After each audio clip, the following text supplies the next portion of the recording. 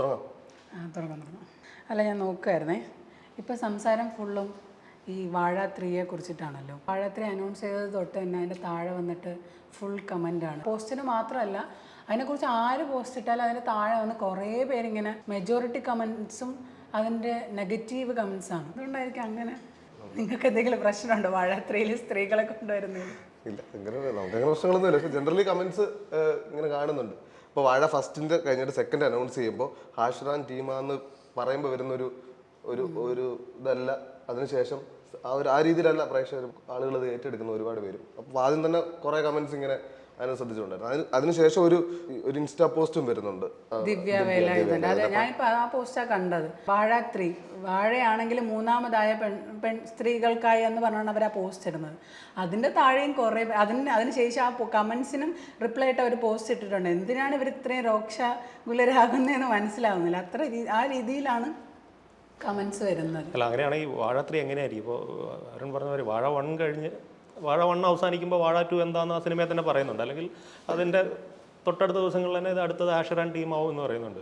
പക്ഷേ ഇതിൻ്റെ script writer Vipin ദാസിൻ്റെ ഒരു ഇൻ്റർവ്യൂ കണ്ടാൽ പറയുന്നത് വാഴ 3 എന്നുള്ള ഒരു പ്ലാനുണ്ട്, ഒരു ഐഡിയ ഉണ്ട് എന്നുള്ളതല്ലാതെ ഒരു കഥയോ അല്ലെങ്കിൽ ഒരു ഇൻ്റർവ്യൂവിൽ ചോദിക്കുന്നത് തലയ്ക്കകത്തുണ്ടോ ആ കഥ എന്നാണ്. ഇല്ല, തലയ്ക്കകത്ത് പോലും കഥയില്ല എന്നാണ് പറയുന്നത്. അത്ര ബ്ലാങ്ക് ആയിട്ടുള്ളൊരു സെനാരിയോ പോലും ഇപ്പോൾ രന പറഞ്ഞ പോലെ ഭയങ്കര നെഗറ്റിവിറ്റിയാണ്. നിങ്ങൾക്ക് പെണ്ണുങ്ങളെ കഥ നിങ്ങൾക്ക് എന്താ പറയാനുള്ളത് എന്ന് ചോദിക്കുക. അപ്പോൾ ആ ഒരു സെനാരിയോയിൽ എങ്ങനെയായിരിക്കും വാഴ 3?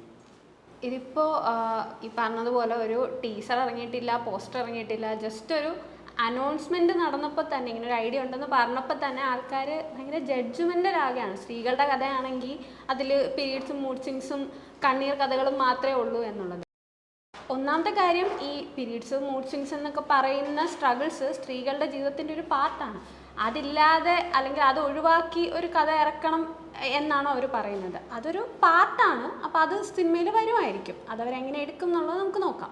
പിന്നെ ഇത് മാത്രമാണ് സ്ത്രീകൾക്ക് പറയാനുള്ളത്, അല്ലെങ്കിൽ സ്ത്രീകളുടെ കഥകളിൽ ഇത് മാത്രമാണ് ഉള്ളത് എന്നുള്ളത് എന്തിനാണ് ഇത്ര ജഡ്ജ്മെൻ്റലാവുന്നത്? അവർക്ക് വേറെയും കഥകൾ പറയാനുണ്ടാവും, അത് വരട്ടെ എന്ന് നന്നായിട്ട് പോസിറ്റീവായിട്ട് എടുക്കുകയല്ലേ വേണ്ടത്. സിനിമകളിൽ എടുക്കുന്ന സ്ത്രീകളുടെ ഒരു കഥകളൊക്കെ വരുന്നത് ഭയങ്കര ഒരു സ്ട്രഗിൾ ഉണ്ടായിട്ട് ആ സ്ട്രഗിളിൽ നിന്ന് ഒരു ക്യാരക്ടർ വന്നിട്ട് അത് ഒന്നുകിൽ അതിൽ നിന്ന് രക്ഷപ്പെടുകയോ അങ്ങനെ ചെയ്യുന്ന ഒരു രീതിയിലാണ് വരുന്നത്. പക്ഷെ നമ്മൾ വാഴ ഫ്രാഞ്ചൈസി എടുക്കുകയാണെങ്കിൽ അതിൻ്റെ ഒരു രീതി ഇങ്ങനെയല്ല. അവർ തുടക്കത്തിൽ കാണിക്കുന്നത് അവരുടെ സ്ട്രഗിൾസ് അല്ല, അവരുടെ ഒരു ടീനേജ് പീരീഡിലുള്ള കാര്യങ്ങൾ, ഒരു റെസ്പോൺസിബിലിറ്റി ഇല്ലാത്തൊരു രീതിയിൽ നിന്ന് പിന്നീട് റെസ്പോൺസിബിൾ ആയിട്ട് കുറച്ച് ആളുകൾ. അപ്പൊ ഈ ഒരു ഫ്രാഞ്ചൈസിയുടെ അതേ ഫോർമുലയിലേക്കും അതേ സ്ട്രക്ചറിലേക്കും വാഴ 3 വരികയാണെങ്കിൽ, അപ്പൊ അതേ ഒരു ഫ്രാഞ്ചൈസി എന്ന് പറയുമ്പോൾ നമ്മൾ പ്രതീക്ഷിക്കുന്നതായിരിക്കുമല്ലോ. നമുക്ക് വീണ്ടും ഒരു ജയ ആയിരിക്കത്തില്ലല്ലോ നമ്മൾ പ്രതീക്ഷിക്കുന്നത്. നമ്മൾ അതേ ഫ്രാഞ്ചൈസി തന്നെയാണെന്നുള്ള രീതിയിലാണ് നമ്മൾ പ്രതീക്ഷിക്കുന്നത്.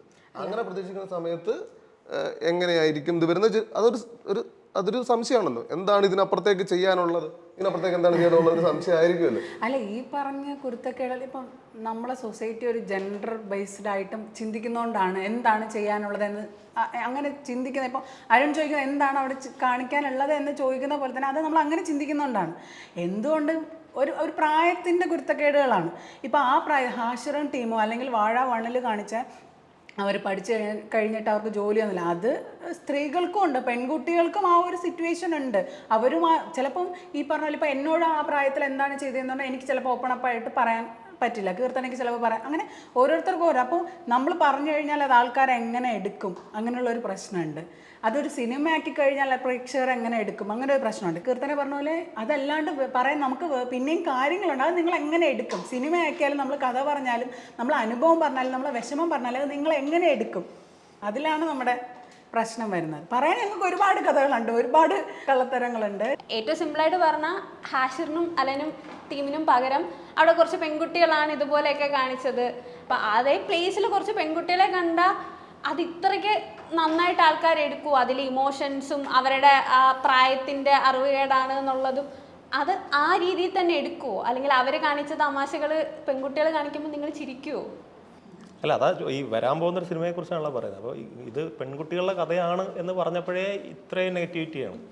ഈ ഓഡിയൻസിൻ്റെ ഫ്രണ്ടിലോട്ടാണ് ഒരു സിനിമയായിട്ട് ഇത് കൊണ്ടുവെക്കേണ്ടത്. അപ്പോൾ ഈ പെർസ്പെക്റ്റീവ്, ഓഡിയൻസ് പെർസ്പെക്റ്റീവിൽ സിനിമ കാര്യം ഇതൊരു പ്രൊഡക്റ്റാണ്. സിനിമ ഫിനാൻഷ്യലി വയബിൾ ആവണം, ലാഭം ഉണ്ടാവണം. ഉറപ്പായിട്ടും അങ്ങനെയല്ലേ ചെയ്യാൻ പറ്റും. അപ്പോൾ ഇത്രയും കാലം തുടർന്ന് വന്ന ആ ഒരു ഫോർമാറ്റിലുള്ള ഒരു പടം തന്നെ ആയിരിക്കില്ലേ വാഴ. സാധാരണ നമ്മൾ മലയാള സിനിമയിൽ പറയുന്നതാണ്, ഇവിടെ ഇറങ്ങിയിട്ടുള്ള സ്ത്രീപക്ഷ സിനിമകളെല്ലാം പുരുഷന്മാർ എഴുതിയതാണ്. സ്ത്രീകളെക്കുറിച്ച് പുരുഷന്മാർ എഴുതിയ സ്ത്രീകളുടെ കഥ അതുപോലെ ആവില്ലേ? പ്രത്യേകിച്ച് ഇപ്പോൾ വിപിൻദാസ് പറഞ്ഞൊരു കാര്യം, ജയിൽ ഞാൻ ഒരു സ്ത്രീയുടെ കഥ പറഞ്ഞിട്ടുണ്ട്. അതുപോലെയുള്ള ബില്യൺസ് ഓഫ് ലേഡീസിൻ്റെ കഥയാണ് അല്ലെങ്കിൽ ഗേൾസിൻ്റെ കഥയാണ് പറയാനുള്ളത് എന്നാണ് പറഞ്ഞത്. അല്ല, വിപിൻദാസ് പറയുന്നുണ്ട് ജയ് ഹേ ആയാലും ജയ് ഹേയിൽ ബയോപിക് ഓഫ് എ വുമൺ അല്ലെങ്കിൽ ഒരു വുമണിൻ്റെ കഥയാണ് പറയുന്നത്. അതുപോലെ വാഴ 1, 2, 3 അങ്ങനെ വരുമ്പോൾ നമുക്ക് ജയുടെ സെക്കൻഡ് പാർട്ട്. അപ്പോൾ ഈ 3 സിനിമകളിലും വിപിൻദാസിന് ഒരാളുടെ ജീവിതത്തിൽ വിപിൻദാസിന്റെ പെർസ്പെക്റ്റീവിൽ എങ്ങനെയാണ് കാണുന്നത്, അങ്ങനെയാണ് ആ സിനിമ എഴുതിയത്. അതാ ഞാൻ ചോദിക്കുന്നത്. ഇപ്പോൾ സ്ത്രീകളുടെ കഥ സ്ത്രീകൾ പറയുന്നതിലൊരു ഭംഗിയുണ്ടല്ലോ. ഇപ്പോൾ വിപിൻദാസിൻ്റെ ഒരു ടീമാണ്, നമുക്കറിയാം. ഇപ്പോൾ വാഴ 1 ആയാലും 2 ആയാലും അവരൊരു ടീമാണ് ഇത് ചെയ്തത്. ആ ടീമിനകത്ത് സ്ത്രീകളുണ്ടോ? അല്ലെങ്കിൽ വിപിൻദാസ് ഇത് സ്വാഭാവികമായിട്ടും കുറേ സ്ത്രീകളായിട്ട് കൺസൾട്ട് ചെയ്തിട്ടായിരിക്കുമല്ലോ എഴുതുക. ഇപ്പോൾ കീർത്തനെടുത്ത് ചോദിക്കുകയാണ്, ഞാനാണ് വിപിൻദാസ്, ഞാൻ ഇതേപോലെ സ്ത്രീകളുടെ ഒരു കഥ എഴുതാൻ പോവാണ്, എൻ്റെ ഈ 2 സിനിമകളുടെ സീക്വലിൻ്റെ അടുത്ത ഇതാണ്, നിങ്ങൾക്ക് എന്താണ് പറയാനുള്ളത്? എനിക്കതിൽ ഞാൻ വളരെയധികം ക്യൂരിയസ് ആയിട്ടിരിക്കുന്ന ഒരു കാര്യം, ഈ വാഴ 1-ൻ്റെ ആയാലും വാഴ 2-ൻ്റെ ആയാലും അതിൻ്റെ ഏറ്റവും ബാക്ക് ബോൺ എന്ന് പറയുന്നത് അവരുടെ ഫ്രണ്ട്ഷിപ്പാണ്. ഈ ബ്രൊമാൻസ് അല്ലെങ്കിൽ ആൺകുട്ടികൾക്ക് അങ്ങോട്ടും ഇങ്ങോട്ടുള്ള ആ സൗഹൃദം. ഒരുപാട് പേർക്ക് അത് കാണുമ്പോൾ ഇത് എൻ്റെ കഥയാണ്, എൻ്റെ കൂട്ടുകാരുടെ കഥയാണെന്ന് തോന്നുന്നുണ്ട്. പക്ഷേ ഇപ്പോഴത്തെ സൈഡിൽ ഈ പെൺ സൗഹൃദങ്ങളുടെ കഥ പറയുമ്പോൾ ഫീമെയിൽ ഫ്രണ്ട്ഷിപ്പ് അത്രയധികം അതിൻ്റെ ഡെപ്തിൽ പോർട്രേ ചെയ്തിട്ടുള്ള എത്ര മൂവീസ് മലയാളത്തിലുണ്ടെന്ന് എനിക്കറിയില്ല. ഞാൻ ഒരുപാടൊന്നും കണ്ടതായിട്ട് ഓർക്കുന്നുമില്ല. അപ്പോൾ എപ്പോഴും കുറച്ചത് ഷാലോ ആയിട്ടല്ലേ സൂപ്പർഫിഷ്യലായിട്ട് മാത്രം കാണിച്ചു പോകുന്ന കാര്യങ്ങളാണ്. ഇപ്പോൾ ഒരു എക്സാമ്പിൾ പറയുകയാണെങ്കിൽ അതിൽ ഹാഷിർ സ്കൂളിലേക്ക് രാത്രി പോകുന്ന സമയത്ത് അലൻ ചോദിക്കുന്നുണ്ട്, ലൈക്ക് കൂട്ടിന് വിളിക്കുമ്പോൾ ഞാനല്ലാതെ പിന്നെ ആരെന്ന് ചോദിക്കുന്നുണ്ട്. എൻ്റെ ആ പ്രായത്തിൽ എനിക്ക് എൻ്റെ ഒരു ഫീമെയിൽ ഫ്രണ്ടിനോട് അങ്ങനെ ചോദിക്കാൻ പറ്റത്തുമില്ല, അങ്ങനെ വരാൻ പറ്റുന്ന സാഹചര്യമായിരിക്കില്ല. ഇപ്പോൾ സൊസൈറ്റിയുടെ ലിമിറ്റേഷൻ ആയാലും ഫിയേഴ്സ് ആയാലും ഒക്കെ കൊണ്ട് വരാൻ പറ്റില്ല. പക്ഷേ അതുകൊണ്ട് എൻ്റെ പെൺ സൗഹൃദങ്ങളൊന്നും ചെറുതാവുന്നില്ല. കാരണം ഈ ഞാനല്ലാതെ പിന്നെ ആര് എന്ന് എൻ്റെ ജീവിതത്തിൽ പലപ്പോഴും അവർ ചോദിക്കാതെ തന്നെ എന്നോട് ചോദിച്ചിട്ടുള്ള ഒരുപാട് എൻ്റെ കൂടെ വന്നിട്ടുള്ള സന്ദർഭങ്ങളുണ്ട്. അപ്പം ഫീമെയിൽ ഫ്രണ്ട്ഷിപ്പ് വേറെ തലത്തിലാണ് അല്ലെങ്കിൽ വേറെ ഡയമെൻഷൻസിലാണ് അത് ഫ്ലറിഷ് ചെയ്യുന്നതും സർവൈവ് ചെയ്യുന്നതും. അപ്പം അതെങ്ങനെ സത്യസന്ധമായിട്ട് ഈ സിനിമയിൽ കാണിക്കും എന്നുള്ളതിൽ ഞാൻ ഭയങ്കര അധികം ക്യൂരിയസ് ആണ്. അല്ലാതെ ഈ വാഴ 1 വാഴ 2 അതിൻ്റെ ആ ഒരു പാറ്റേണിൽ ആ ഒരു ട്രീറ്റ്മെൻറ്റിൽ പറയുന്ന കീർത്തനയുടെ കോൺസെപ്റ്റിലുള്ള ഫീമെയിൽ ഫ്രണ്ട്ഷിപ്പ് കാണിക്കാൻ പറ്റുമോ? അങ്ങനെ കാണിച്ചാൽ തന്നെ ഈ പറയുന്ന സോക്കോൾഡ് ഓഡിയൻസ് അത് അംഗീകരിക്കുമോ? അത് ഫീമെയിൽ ഫ്രണ്ട്ഷിപ്പിൻ്റെ നല്ല വശങ്ങൾ നിങ്ങൾ തരേണ്ടത് ഈ ലെൻസ് കൊണ്ടല്ല എന്നേ ഞാൻ പറയുള്ളൂ. അതായത് ഇപ്പം ആൺകുട്ടികളുടെ ഫ്രണ്ട്ഷിപ്പിനെ നിങ്ങൾ അതിലെ അതിലെ നല്ല വശങ്ങൾ തിരഞ്ഞ് അതേ സ്ഥലങ്ങളിൽ പോയി, ഞാനീ പറഞ്ഞില്ലേ രാത്രി ഇറങ്ങി വരുമോ എന്ന് ചോദിക്കുന്ന ആ സ്ഥലത്ത് പോയി തപ്പിയാൽ ചിലപ്പോൾ കിട്ടണം എന്നില്ല. പക്ഷേ അത് തപ്പണ്ട അല്ലെങ്കിൽ അത് നന്നായിട്ട് കാണാൻ പറ്റുന്ന വേറെ പല സ്ഥലങ്ങളുണ്ട്. അത് പക്ഷെ ഒരുപാട് പേർക്ക് അറിയണം എന്നില്ല. എസ്പെഷ്യലി ഒരു മെയിൽ ഡയറക്ടറാണല്ലോ. അപ്പോൾ മെയിൽ ഡയറക്ടറാണ്. അപ്പോൾ വിപിൻദാസ് ആയാലും അവരുടെ ടീമിലേക്ക് കുറച്ചുകൂടെ സ്ത്രീകളെ അല്ലെങ്കിൽ സ്ത്രീകളുടെ ആശയങ്ങളെ ചിന്തകളെയൊക്കെ ഉൾപ്പെടുത്തണം എന്നാണ് എനിക്ക് തോന്നുന്നത്. എങ്കിൽ മാത്രമേ ആ ഒരു കൺസെപ്റ്റിനോട് കുറച്ചുകൂടെ സത്യസന്ധമായിട്ട് അത് സ്ക്രീനിൽ കൊണ്ടുവരാൻ പറ്റൂ എന്നാണ് എനിക്ക് തോന്നുന്നത്. പിന്നെ അതുപോലെ വേറൊരു കാര്യം കൂടെ ഉള്ളത്, ഈ 2 സിനിമയിലും ഓരോ ഇമോഷണൽ ഹുക്സ് ഉണ്ട്. ലാസ്റ്റ് ആദ്യ സിനിമയിലാണെങ്കിൽ അച്ഛൻ മകൻ ബന്ധവും, രണ്ടാമത്തെ വാഴ 2-ലാണെങ്കിൽ സിബ്ലിങ്സുമായിട്ട് ആ ആൺകുട്ടികൾക്കുള്ള ബന്ധം. അപ്പോൾ മൂന്നാമത്തെ സിനിമയിൽ പെൺകുട്ടികളുടെ സിനിമയിൽ ആ ഇമോഷണൽ ഹുക്ക് എന്തായിരിക്കും എന്നുള്ളതിലും ആക്ച്വലി അത് എന്തായിരിക്കും എന്നുള്ളതിലും ഞാൻ കുറച്ച് ക്യൂരിയസ് ആണ്. വിപിൻദാസ് ഇന്റർവ്യൂവിൽ പറയുന്നുണ്ട് ജയ് ഹേ എഴുതിയതൊക്കെ അയാളുടെ ഒരു POV എന്നായിരിക്കും. പക്ഷെ ഇതിനകത്ത് എന്തൊക്കെയായാലും ഒരു സ്ത്രീകളായിട്ടുള്ള റൈറ്റേഴ്സ് മറ്റു ടെക്നീഷ്യൻസും ഒക്കെ ഇതിനകത്ത് ഉണ്ടായിരിക്കുമെന്ന് പറയുന്നുണ്ട്. അതിൻ്റെ ഒരു ആവശ്യകത എന്തൊക്കെയാലും കൃത്യമായിട്ട് അതിനകത്തുണ്ട്. അതിൻ്റെ കൂടെ തന്നെ എനിക്കുള്ളൊരു സംശയം, ഇപ്പോൾ നമ്മൾ ബോയ്സിൻ്റെ കാര്യം എടുത്തു കഴിഞ്ഞാൽ ചിലപ്പം പുറത്ത് ചാടിപ്പോയി സിനിമ കാണുന്ന, രാത്രി ഇറങ്ങിപ്പോകുന്ന, രാത്രി ചായ കുടിക്കാൻ പോകുന്ന, അല്ലെങ്കിൽ തല്ലുകൊള്ളിത്തരം കാണിക്കുന്ന, ഇതിനെ ഒരുപാട് പേർക്ക് റിലേറ്റ് ചെയ്യാൻ പറ്റും. ഞാൻ ഈ പാറ്റേണിൽ തന്നെ ഈ സിനിമ വരുമെന്ന് അങ്ങനെ ചെയ്യാൻ പറ്റും. അതൊരു ചലഞ്ചായിട്ട് എടുത്തിട്ട് അത് ആ രീതിയിൽ നോക്കുകയാണ്. അപ്പോൾ ഇതേ പാറ്റേണിൽ ജീവിതം ആഘോഷമാകുന്ന, പുറത്ത് സിനിമ കാണാൻ പോകുന്ന, ചാടിപ്പോകുന്ന അങ്ങനെയൊക്കെയുള്ള കുറച്ച് പെൺകുട്ടികളെ കൊണ്ടുവെക്കുമ്പോൾ അതിനെ എങ്ങനെ ഒരു ബില്യൺ ഗേൾസിന്റെ ബയോപിക് ഈ ആളുകൾക്കെല്ലാം അത് റിലേറ്റ് ചെയ്യാൻ പറ്റുമെന്നുള്ളത് ഫീൽ ചെയ്യണമല്ലോ. അവരുടെ കഥയാണെന്ന് ഈ ബില്യൺ ആളുകൾക്ക് ഫീൽ ചെയ്യണമല്ലോ, ബോയ്സിന് ഫീൽ ചെയ്ത പോലെ, അല്ലെങ്കിൽ ഒരു സമൂഹത്തിൽ ഫീൽ ചെയ്യണമല്ലോ. അതും ഒരു ചലഞ്ചിങ് അല്ലേ? അത് സ്വാഭാവികമായിട്ടും ഈ പറഞ്ഞ ഒരു അത്ര തമാശ ആവില്ല, അങ്ങനെ ഒരു പറച്ചിലുണ്ടല്ലോ. എനിക്ക് തോന്നുന്നത് റീസെന്റ് തന്നെ നമ്മൾ കണ്ടില്ലേ, അതായത് ഒരു സ്ഥാനാർത്ഥി എന്ന് പറയാം. ഇപ്പോൾ ആളെ ലേറ്റസ്റ്റ് ആയിട്ട് സ്ഥാനാർത്ഥിയാണല്ലോ. ആൾ തന്നെ പ്രസവം ഭയങ്കര സുഖകരമായ സ്ത്രീകൾ അനുഭവിച്ചുകൊണ്ടിരിക്കുന്നിടത്താണ് ഈ മാതാപിതാക്കളെ പ്രഷറിലാക്കുന്ന രീതിയിൽ ഹോസ്പിറ്റൽസ് വന്ന് അത്രയും ഭയാനകമാക്കുന്ന ഒരു കാര്യം. സുഖപ്രസവമാണെങ്കിൽ പോലും അത് ഭയങ്കര സുഖകരമാണ് എന്ന് പറയുന്ന ഒരു നാട്ടിലോട്ടാണ് നമ്മൾ ഈ വാഴ 3 ബില്യൺ ഓഫ് ഗേൾസിൻ്റെ കഥ എടുത്തിടാൻ വേണ്ടി പോകുന്നത്. ഈ വാഴ 1ഉം 2ഉം സക്സസ് ആയതുപോലെ തന്നെ വാഴ 3 എങ്ങനെ സക്സസ് ആവൂ എന്നുള്ളത് നമ്മുടെ മുമ്പിൽ ഒരു വലിയ ചോദ്യചിഹ്നമാണ്. ഓഡിയൻസിൻ്റെ ഒരു പൊതു സ്വഭാവമുണ്ടല്ലോ. ഇപ്പോൾ മലയാള സിനിമ എടുത്ത് പരിശോധിച്ച് കഴിഞ്ഞാൽ ഇപ്പോൾ റീസെൻ്റ്ലി വേറൊരു ഉദാഹരണം പറയാൻ, നമ്മുടെ തൂവാനത്തുമ്പികളിലെ സെൻട്രൽ ക്യാരക്ടർ ചെയ്ത റിയൽ ലൈഫ് ഒരു മനുഷ്യനുണ്ട്. അയാളെക്കുറിച്ച് ഞാൻ കമൻറ്റ് ചെയ്യുന്നില്ല, അത് വേറെ വിഷയം. ആ ക്യാരക്ടർ ജയകൃഷ്ണൻ എന്നുള്ള ക്യാരക്ടർ ഇപ്പോഴും മലയാളത്തിലെ ഏറ്റവും ക്ലാസിക് ആസ് എ ക്രാഫ്റ്റ് ആ സിനിമ ഗംഭീര സിനിമയാണ്. പക്ഷേ ആ ക്യാരക്ടർ എടുത്ത് പരിശോധിക്കുമ്പോൾ ഭയങ്കര ടോക്സിക് ആയിട്ടുള്ള ഭയങ്കര സ്ത്രീവിരുദ്ധനായിട്ടുള്ള ഒരു ക്യാരക്ടറാണ്. പക്ഷേ ആ ക്യാരക്ടറിനെയാണ് നമ്മൾ ആഘോഷിക്കുന്നത്. അതിനകത്തെ ക്ലാര വളരെ ദയനീയതയുള്ള സാമ്പത്തിക പരാധീനതകൾ മൂലം വേശ്യാവൃത്തിയിലേക്ക് വരേണ്ടി വന്ന, അല്ലെങ്കിൽ വലിച്ചിറക്കപ്പെട്ട ഒരു സ്ത്രീ. ആ സ്ത്രീയെ നമ്മളെങ്ങനെയാണ് കാണുന്നത്? അവരാണ് നമ്മുടെ പ്രണയത്തിൻ്റെ മൂർത്തിഭാവം. ഇങ്ങനെ കാണുന്ന ഈ ഒരു ഫാബ്രിക്കിലോട്ടാണ് ഈ വാഴ എന്ന് പറയുന്ന 2 സിനിമയുടെ കോമഡി ട്രാക്കിൽ തന്നെ സ്ത്രീകളുടെ കഥ പറയേണ്ടി വരുന്നത്. ചെറിയ ചലഞ്ച് ഒന്നുമല്ല. എന്തായാലും നേരത്തെ പറഞ്ഞ പോലെ ഇതിനെല്ലാം പൊളിച്ച് സ്ത്രീകളുടെ കഥ പറയണം. അതിൽ വിവിൻദാസ് പറഞ്ഞ രീതിയിലാണെങ്കിൽ 2 വാഴ 1ലും 2ലും ഉള്ള തമാശകളും കോമഡികളും ഉണ്ടാവണം. അത് അതുപോലെ ഓഡിയൻസിന് ഫീൽ ചെയ്യണം, ഓഡിയൻസ് അതുപോലെ സ്വീകരിക്കണം, കാശും കിട്ടണം. അല്ല, ഞാനൊരു ചോദ്യം ചോദിച്ചോട്ടെ. ഈ പറഞ്ഞ അതേ തീമിൽ തന്നെ വാഴ 1ൻ്റെയും 2ൻ്റെയും തീമിൽ തന്നെ വാഴ 3 സ്ത്രീകളുടെ കഥ അതുമായിട്ട് സിമിലർ ആയിട്ടുള്ള കുറേ സംഭവങ്ങൾ നടന്നിട്ടുണ്ടെന്ന് പറഞ്ഞ് അവതരിപ്പിക്കുകയാണ്, കോമഡി കലർത്തി അവതരിപ്പിക്കുകയാണ്. ഈ കമൻറ്റ്സ്, ഈ പോസ്റ്റിൻ്റെയൊക്കെ താഴെ കമൻറ്റ് ചെയ്ത ചേട്ടന്മാർ വന്ന് കൈയടിക്കുമെന്ന് നിങ്ങൾക്കൊക്കെ തോന്നുന്നുണ്ടോ? അല്ല, അത് സ്വാഭാവികമായിട്ടില്ലല്ലോ. ഇപ്പോൾ വാഴ 1ൽ നമുക്ക് അറിയാം, ഇവർ രാത്രി എല്ലാവരും കൂടെ പുറത്തു പോകുന്നു, ഇവരെ പോലീസ് പിടിക്കുന്നു. അവിടെ സ്ത്രീകളെ റിപ്ലേസ് ചെയ്ത് നോക്കും. ഇവരുടെ ഭാഗത്ത് ഒരു 10 പെൺപിള്ളേരാണ്. വൈകിട്ട് പുറത്ത് പോകുന്നു, പോലീസ് പിടിക്കുന്നു വിത്ത് ഡ്രഗ്സ്. എനിക്ക് തോന്നുന്നില്ല അത് അങ്ങനെ ഒരു കോമഡി ആയിട്ട് നമ്മുടെ ഒരു ഇപ്പം നമ്മളടക്കം ഉൾപ്പെടുന്ന നമ്മുടെ ഓഡിയൻസ് അതങ്ങനെ ഭയങ്കര ചലഞ്ചിങ് ആവുന്നതാണ്. അതേപോലെ തന്നെ അതിനോട് ചേർത്ത് രാത്രി സ്കൂളിലേക്ക് പോകുന്ന രണ്ട് കുട്ടികൾ, അത് 2 ആൺകുട്ടികളാണ്, ലഞ്ച് ബോക്സ് എടുക്കാൻ വേണ്ടിയിട്ട് പോകുന്നു. ആ പ്ലേസിൽ തന്നെ നമ്മൾ അതേ പ്രായത്തിലുള്ള 2 പെൺകുട്ടികളെ വെച്ച് കഴിഞ്ഞാൽ നമുക്ക് എന്താ കോമഡിയാണോ? ഒരു ഭൂരിപക്ഷം ആളുകളും ചിന്തിക്കുന്നത് ഇനി എന്ത് ഒരു പേടിയാണ് അവിടെ വരാൻ ചാൻസ് ഉള്ളത്. ഒരു കോമഡി സിനിമയാണെന്നൊക്കെ അറിയാമെങ്കിൽ പോലും നമ്മൾ 2 പെൺകുട്ടികൾ രാത്രി. അല്ല, അങ്ങനെയാണ് ഞാൻ ഒരു കാര്യം ചോദിക്കട്ടെ. ഇപ്പൊ നമുക്ക് ഈ പറഞ്ഞ സാധനം തന്നെ ഹാഷിർ ആൻഡ് ടീം പുറത്തിറങ്ങുമ്പോൾ അടുത്ത് എന്ത് കോമഡി സംഭവിക്കാൻ പോകുന്നു നമ്മൾ ചിന്തിക്കുന്നതിന്റെ ഒരു കാരണം, ഇവർ ഓൾറെഡി സോഷ്യൽ മീഡിയയിൽ കോമിക് സാധനങ്ങൾ റീലുകളൊക്കെ ചെയ്ത് ഇവരെ കുറിച്ചുള്ള നമ്മുടെ ഒരു കാഴ്ചപ്പാട് അങ്ങനെ. അപ്പോൾ ഇവരിനി അടുത്ത കോമഡി എന്താണ് ചെയ്യാൻ പോകുന്നത്?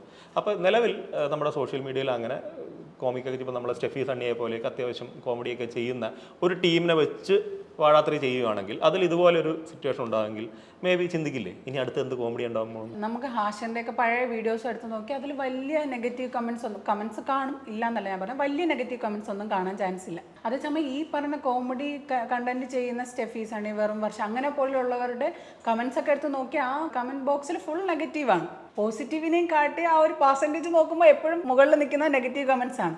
അപ്പൊ അവർക്ക് ഈ ഒരു സ്വീകാര്യത കിട്ടുമെന്ന് ഒരിക്കലും പ്രതീക്ഷിക്കില്ല. പോലും ഈ ഒരു കോമഡി ട്രാക്ക് വർക്കാവില്ലെന്നാണ്. 2 കാര്യമുണ്ട്. ഒന്ന്, സ്ത്രീ കണ്ടന്റ് ക്രിയേറ്റേഴ്സ് ഉണ്ട് കോമഡിയൊക്കെ ചെയ്യുന്നത്. പക്ഷെ അവരും പലപ്പോഴും ചെയ്യുന്നത് സറ്റയറുകളോ ഇവിടുത്തെ പാട്രിയാർക്കിക്കെതിരെയൊക്കെ സ്ഥാനങ്ങളാണ് ചെയ്യുന്നത്. അപ്പോൾ അതുകൊണ്ട് തന്നെ ഇപ്പം ഈ വാഴ 3 അനൗൺസ് ചെയ്തപ്പോൾ വന്ന അതേ കമന്റ്സ് അവരുടെ അവിടെ ഉണ്ട്. ഈ ഇരിക്കുന്ന പ്രേക്ഷകരിൽ പലർക്കും അവരെ തന്നെ കളിയാക്കുന്നതുകൊണ്ട് ഹാഷിറിനോടൊക്കെ ഉള്ള ഒരു അതേ സ്നേഹം ഇവരോട് ഉണ്ടാവണമെന്നില്ല, അതൊരു ഫാക്ടർ. ബട്ട് സ്റ്റിൽ എത്രയൊക്കെ കോമഡി ചെയ്യുന്ന ആളുകളാണെങ്കിലും 2 പെൺകുട്ടികൾ, സ്കൂളിൽ പഠിക്കുന്ന പെൺകുട്ടികൾ രാത്രി സ്കൂളിലേക്ക് പോകുന്നു. ആൺകുട്ടികൾ ചെല്ലുമ്പോഴുള്ളൊരു ഇതായിരിക്കത്തില്ല നമ്മുടെയൊക്കെ മനസ്സിലുള്ളത്. ആദ്യത്തെ കാര്യം, ആരാണ് ഇവരെ പറഞ്ഞു വിട്ടത്? എന്തിനാണ് ഇവരെ പേരൻസ് എന്താണ് ഇവരെ പറഞ്ഞു വിട്ടതെന്നുള്ളൊരു ചോദ്യമുണ്ട്. പെമ്പിളാരെയും നോക്കാൻ ആളില്ല എന്നുള്ളൊരു ചോദ്യം ആദ്യത്തുണ്ട്. അതിനുശേഷം വരുന്നത് നമുക്കൊരു പേടി കാണൂലേ, 2 പെൺകുട്ടികൾ എന്താണ് അടുത്ത് സംഭവിക്കുന്നത് എന്നുള്ളൊരു പേടി എന്തൊക്കെയാലും മനസ്സിന്റെ എവിടെയെങ്കിലുമൊക്കെ നമുക്ക് കാണും. യഥാർത്ഥ ചോദ്യം, അങ്ങനെ ഒരു കഥ എഴുതാൻ വിപിൻദാസ് ധൈര്യപ്പെടുമോ എന്നുള്ളതാണ്. അതിലേക്ക് വരുമ്പോഴാണ് ഈ പ്രേക്ഷകരുടെ ഒരു കാര്യം. ഇപ്പൊ തന്നെ എന്താണ് പ്രസവിക്കുന്നത് ഭയങ്കര എൻജോയ് ചെയ്യുന്നതൊക്കെ പറയുന്ന തരത്തിലുള്ള ആളുകളാണ് കേരളത്തിലുള്ളത്. അതും ഇതേപോലെ കമന്റ്സുകൾ, എന്താണ് ഇത് കുടുംബശ്രീ ആണോ സീരിയലാണോ എന്നൊക്കെ ചോദിക്കുന്ന ഒരു തരത്തിലുള്ള പ്രേക്ഷകരാണ് ഇവിടെ ഉള്ളത്. പക്ഷെ പൊതുവെ മലയാളി പ്രേക്ഷകർ സ്വന്തം ഇതിൽ അഭിമാനം കൊള്ളുന്ന ആളുകളാണ്. നമുക്കിപ്പം പുറത്തൊക്കെ ഉള്ള ഇന്ത്യയിൽ മറ്റു ഭാഗത്തുള്ള കുറേ യൂട്യൂബേഴ്സൊക്കെ ഇടയ്ക്ക് മലയാള സിനിമ ഇങ്ങനെ ഒക്കെ പറയാറുണ്ട്, അല്ലെങ്കിൽ മലയാള സിനിമയെ പറ്റി പറയാറുണ്ട്. അപ്പോൾ അവർ പറയുന്ന ഏറ്റവും ഇമ്പോർട്ടൻ്റ് ആയിട്ടൊരു കാര്യം, മലയാള സിനിമയിൽ പല എക്സ്പെരിമെൻറ്റ്സ് വരുന്നത്, ഒരേ സമയം പല തരത്തിലുള്ള ഇപ്പം ബിഗ് ബഡ്ജറ്റ് പടങ്ങളല്ലാതെ മുൻനിര ആളുകളുടെ പടങ്ങളല്ലാത്ത ചെറിയ പടങ്ങൾ പോലും ഇവിടെ അത്യാവശ്യം കളക്ഷൻ കിട്ടുകയോ വിജയിക്കുകയൊക്കെ ചെയ്യുന്നത് ഇവിടുത്തെ മലയാളി പ്രേക്ഷകർ ഭയങ്കര സംഭവമാണെന്നുള്ളൊരു ഇതുണ്ട്. അപ്പം നമ്മളത് കേട്ടിട്ട് ഞാനൊക്കെ സ്ഥിരം അത് കേട്ടിട്ട് നമുക്ക് തന്നെ ഒരു അഭിമാനം തോന്നും. മറ്റേ സലീം കുമാർ കേടുന്നുണ്ട്, ഞാൻ കേൾക്കാൻ വേണ്ടി ഇടയ്ക്ക് സ്ഥിരം കാണും ഇതൊന്നും കാണാറുണ്ട്. അപ്പോൾ നമുക്കൊരു മലയാളി പ്രേക്ഷകരുടെ ഒരു സംഭവമാണ്, സ്ഥിരം വരും അത്, പ്രത്യേകിച്ച് ഈ റീസെന്റ് കാലഘട്ടത്തിൽ. ഇങ്ങനെ ഭയങ്കര പ്രബുദ്ധരാണെന്ന് പറയുന്ന ഈ പ്രേക്ഷകരാണ് താഴെ വന്ന് ആ ആളുകളൊക്കെ തന്നെയാണ്, അതിൽ അഭിമാനം കൊള്ളുന്ന ആളുകളൊക്കെ തന്നെയാണ്. ചിലപ്പോൾ ഈ യൂട്യൂബ് ഇത് കണ്ടിട്ട് ഇങ്ങനെ വന്ന ആളുകളായിരിക്കും താഴെ വന്ന് കമന്റ് എടുത്ത് പെണ്ണുങ്ങളാണെങ്കിൽ. അപ്പം നമ്മൾ അത്ര വലിയ ഈ ലോക സിനിമയൊക്കെ കണ്ട് അങ്ങ് പ്രബുദ്ധരായ പ്രേക്ഷകരൊന്നുമല്ല ഇവിടെ ഉള്ളത് എന്നുള്ളൊരു ഇതും കൂടെയാണ്, അതൊരു ചലഞ്ചും കൂടെയാണ് ആസ് എ ഫിലിം മേക്കേഴ്സ്. ഞാൻ തുടക്കത്തിൽ പറഞ്ഞില്ലേ, ഈ ദിവ്യ വേലായുധൻ്റെ പോസ്റ്റ് വായിക്കുമ്പോൾ അതിൽ എഴുതിയിട്ടുള്ളൊരു കാര്യമുണ്ട്. ഈ പറഞ്ഞ മുലയൂട്ടലും ചോറൂണും കല്യാണവും പ്രസവവും അങ്ങനെ സ്ത്രീകൾ അനുഭവിക്കുന്ന കുറേ ഘട്ടങ്ങൾ പറഞ്ഞിട്ട് ഇതെല്ലാം ഒരു പുരുഷൻ്റെ പേനയിൽ നിന്ന് വന്ന കഥകളാണ്, കഥാപാത്രങ്ങളാണ്. അതല്ലാതെ ഒരു ഇൻ ഹരിഹർ നഗർ സിനിമ ഇതുപോലെ വാഴ പോലെ കുറേ ബോയ്സിൻ്റെ അല്ലെങ്കിൽ ഒരു കുറേ പുരുഷന്മാരുടെ അടിച്ചുപൊളി ലൈഫ് പറയുന്ന കുറേ സിനിമകൾ മലയാള സിനിമയിൽ തന്നെ നേരത്തെ ഉണ്ടായിട്ടുണ്ട്. അപ്പം അങ്ങനെയുള്ള സിറ്റുവേഷനിൽ ആ സമയത്ത് തന്നെ ഒരു സ്ത്രീകളുടെ ഒരു ഗ്യാങ്ങിനെ കുറിച്ച് അങ്ങനത്തെ കഥകളൊക്കെ വന്നിരുന്നെങ്കിൽ കുറേ കൂടി ഇപ്പോൾ ഓഡിയൻസിനൊരു ചേഞ്ച്, ഇനി പുതിയതോ എന്നുള്ളൊരു പുതിയതായിട്ട് ഇത് വരുന്നുണ്ട്. അപ്പം ആ സമയത്തെ വന്നിരുന്നെങ്കിൽ ഇനിയൊരു പുതിയത് നമുക്കിപ്പോൾ ഈ ഒരു ആശങ്ക ഈ ചർച്ചയുടെ പോലും നമുക്ക് ആവശ്യം വരില്ലായിരുന്നു. അത് അത്ര സിമ്പിൾ അല്ലെന്നേ കാര്യം. ഇപ്പോൾ ആ പോസ്റ്റിനകത്ത് തന്നെ വേറൊരു സെൻറ്റൻസ് ഉണ്ട്, ചന്തുവിനെ ചതിച്ച ആർച്ചയിൽ നിന്ന് സണ്ണിയെ രക്ഷിച്ച് ചന്ദ്രയിലേക്ക് എത്താൻ 36 വർഷം ഇട്ടു. അപ്പോൾ നമ്മൾ കരുതും വലിയൊരു മാറ്റം ഉണ്ടായിട്ടുണ്ട്. പക്ഷേ ഈ ലോകയെക്കുറിച്ചുള്ള ഒരു വിലയിരുത്തൽ എന്ന് പറഞ്ഞാൽ അതതിൻ്റെ ബേസ് ആയതുകൊണ്ടാണ് ചന്ദ്രയെ എല്ലാവരും അംഗീകരിച്ചത്. കാര്യം അതിൻ്റെ എൻഡ് കൊണ്ടേ നിർത്തിയിരിക്കുന്നത് എവിടാ, ഇനി അങ്ങോട്ട് ടോയിനയും ദുൽഖറൊക്കെയുള്ള മസ്കുലിനായിട്ടുള്ള ആണുങ്ങളുടെ ഒരു ലോകത്തേക്ക് നിങ്ങളെ കൊണ്ടുപോകുന്നു എന്നുള്ളതാണ്.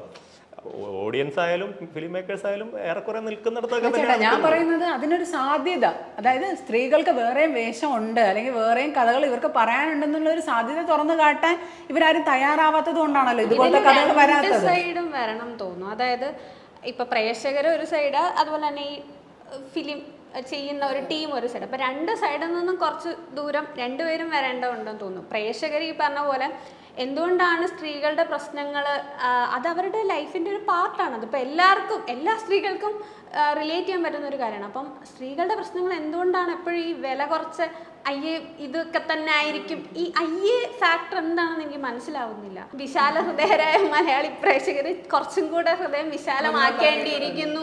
സ്വന്തം നാട്ടിലെ സ്ത്രീകളുടെ കഥ വരുമ്പോൾ കുറച്ചുകൂടെ വിശാലമാക്കേണ്ടിയിരിക്കുന്നു ഹൃദയം എന്ന് തോന്നുന്നു. അപ്പം പ്രേക്ഷകരും കുറച്ച് ഇങ്ങനെയുള്ള കഥകൾ വരുമ്പോൾ അത് അക്സെപ്റ്റ് ചെയ്യാനും ജെനുവിനായിട്ട് നല്ലതാണെങ്കിൽ പ്രോത്സാഹിപ്പിക്കാനും ഈ ഒരു ഐഡിയ കേൾക്കുമ്പോഴത്തേക്ക് ജഡ്ജ്മെന്റൽ ആവാതിരിക്കാൻ അവർ കുറച്ചുകൂടെ വളരേണ്ടിയിരിക്കുന്നു എന്ന് തോന്നുന്നു. ജഡ്ജ്മെന്റിൽ ഒരു പേഴ്സ്പെക്റ്റീവിൻ്റെ പ്രശ്നമുണ്ടായിരുന്നു. ഇപ്പോൾ ഈ അടുത്ത കാലത്ത് ഇറങ്ങിയ ഏറ്റവും നല്ല സ്ത്രീപക്ഷ സിനിമകളിലൊന്ന് ഫെമിനിസ്റ്റ് ഫാത്തിമയാണ്.